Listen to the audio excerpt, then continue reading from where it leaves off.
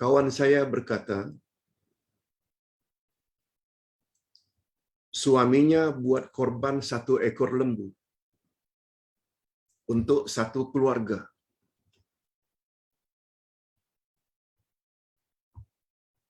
Tapi kami semua ada 9 orang. Anak 7 tambah suami dan saya sebagai isteri. Kami 9 orang. 7 anak dan suami isteri. 7 tambah 2, 9. Bukankah seekor lembu itu untuk 7 orang? Sebagaimana kita sama-sama maklum, kalau kambing, bila korban untuk 1 orang, betul. Tapi bila unta atau lembu boleh 7 orang. Dari sudut itu betul. Tapi satu hal yang sungguh banyak dari kalangan umat Islam Nusantara khasnya yang tidak faham. Sebenarnya satu bahagian itu seekor kambing ke, satu bahagian daripada lembu ke, boleh untuk satu keluarga. Boleh untuk satu keluarga. Betul ke Pak Ustaz? Bukankah seekor lembu itu untuk 7 orang? Betul. Itu untuk 7 keluarga sebenarnya. Bukan 7 orang. Dari sudut ganjaran atau pahala,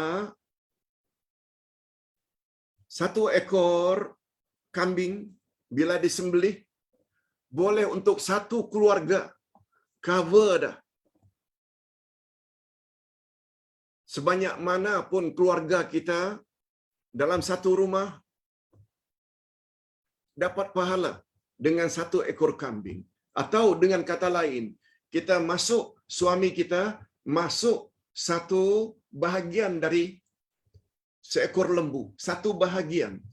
Itu dah cover untuk 1 keluarga suami kita. Apatah lagi yang dipotong itu lembu. Yang dipotong itu lembu. Kalau yang dipotong itu lembu, lalu setiap suami, 7 orang suami, dah cover dah 7 keluarga mereka masing-masing. Itu sebabnya kata ulama fiqh, apabila seseorang berkorban, lalu diniatkannya untuk dia dan ahli keluarganya, walaupun keluarganya itu berjumlah lebih dari 100 orang, dari sudut ganjarannya mereka juga dapat. Sampai begitu. Nah sekarang Pak Ustaz, adakah dalilnya? Ada. Ini namanya ilmu. Rasulullah sallallahu alaihi wasallam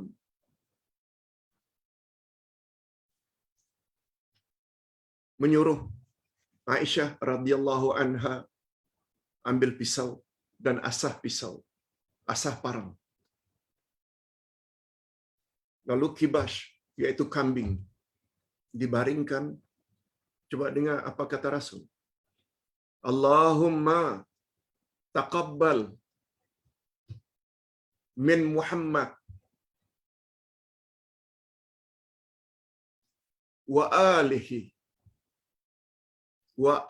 Ya Allah, terimalah korban ini dari Muhammad dan ahli keluarganya.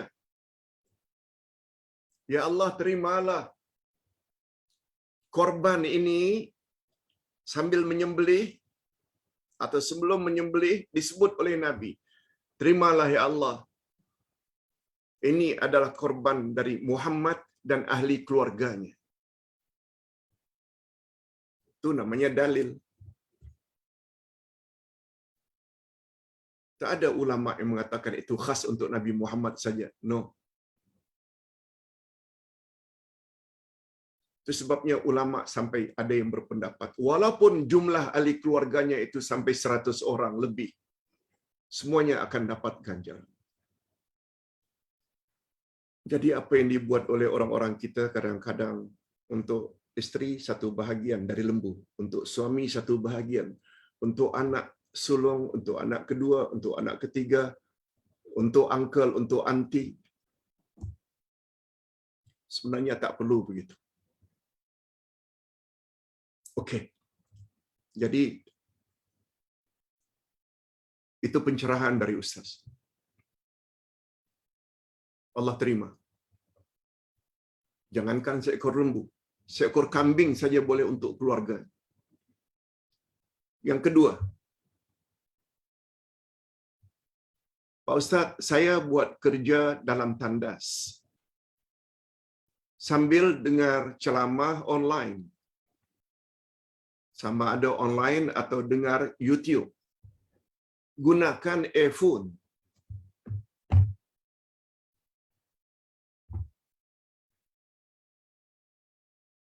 Kita gunakan dengan telinga kita, masukkan alat bersama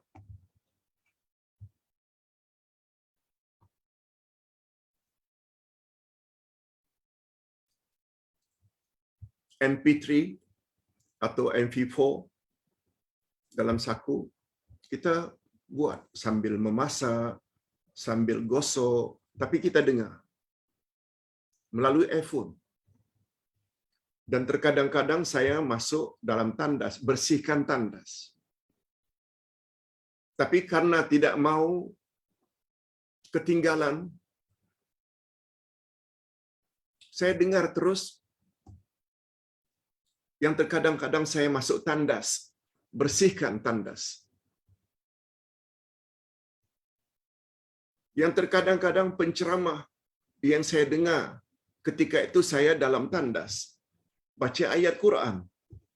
Nah, ini muskilnya di situ. Kadang-kadang penceramah baca ayat Al-Quran. Sedangkan ketika itu saya berada di dalam tandas.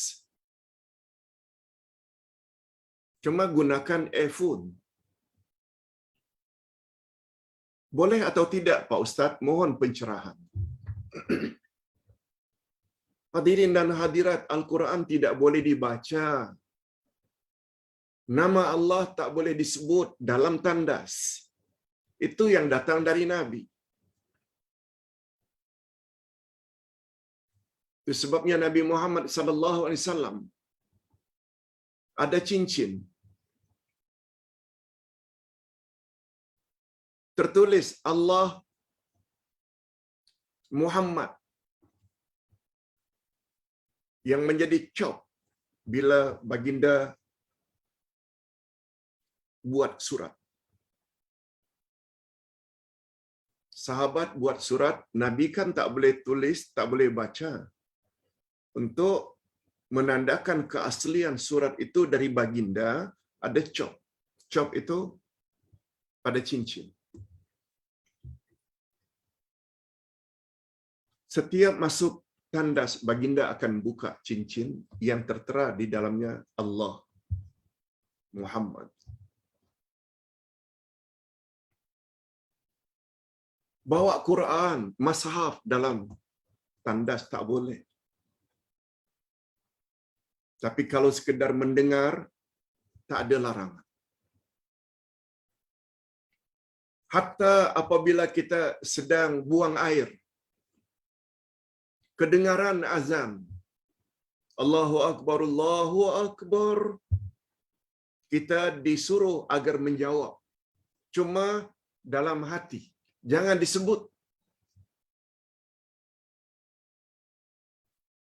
Jangan pula dijawab Allahu Akbar, Allahu Akbar. Sedangkan kita sedang mencangkung, buang air. Asyhadu an la ilaha illallah. No, no, no. Jangan disebut, tapi dalam hati. Begitu pandangan ulama besar Arab Saudi, Allah yarham Syekh Saleh Al-Utsaimin,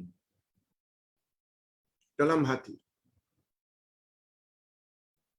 bila ada orang beri salam, kita jawab dalam hati, Waalaikumsalam.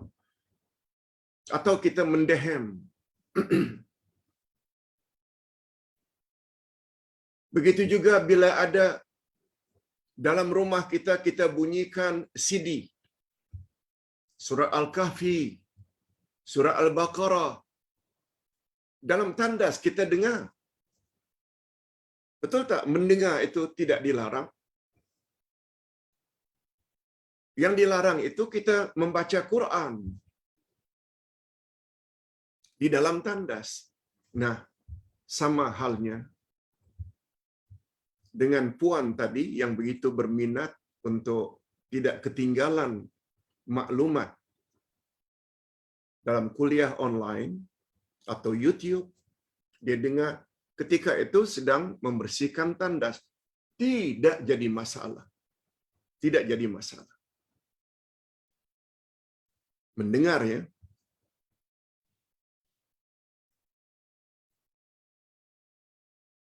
Hadirin dan hadirat rahimakumullah. Yang terakhir,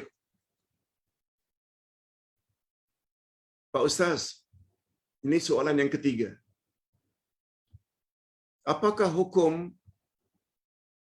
mengkebumikan mayat, menanamkan mayat pada waktu malam? Mohon pencerahan ayahanda. Ini yang bertanya ni barangkali masih muda. Dia gunakan ayahanda. Mohon pencerahan ayahanda, apa hukumnya mengkebumikan mayat pada waktu malam? Begini jawabannya.